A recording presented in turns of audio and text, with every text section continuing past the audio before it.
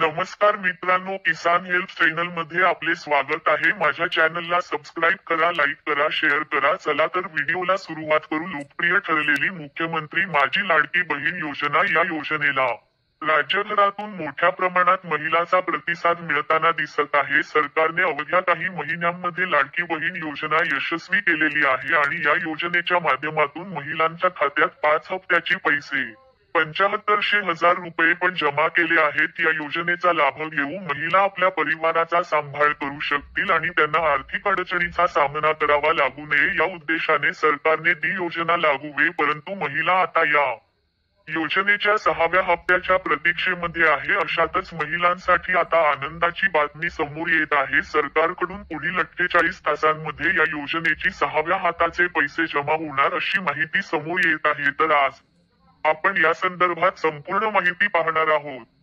महाराष्ट्र राज्यामध्ये विधानसभेचे मतदान पूर्ण झालेले आहे आणि महायुतीचे सरकार पुन्हा स्थापन झाले आहे। राज्यातील महिलांना लाडकी बहीण योजनेच्या योजनेअंतर्गत 1500 रुपये 2100 रुपये मिळणार आहे असे आश्वासन राज्याचे मुख्यमंत्री एकनाथ शिंदे यांच्याकडून विधानसभा निवडणुकीच्या प्रचारादरम्यान देण्यात आलेले आहे। राज्यामध्ये अशा अनेक महिला आहेत ज्यांचे अर्ज मंजूर असून सुद्धा त्यांना या योजनेअंतर्गत एकही हप्त्याचे पैसे त्यांना मिळाले नाहीत। अशा महिलांना उर्वरित 5 हप्त्याचे पैसे 75,000 रुपये। त्याचप्रमाणे राज्यामध्ये महायुती सरकार स्थापन झाली तर 2100 रुपयाचा डिसेंबरचा हप्ता म्हणजे महिलांना थेट 9600 रुपये त्याच्या बँक खात्यात जमा होणार आहे।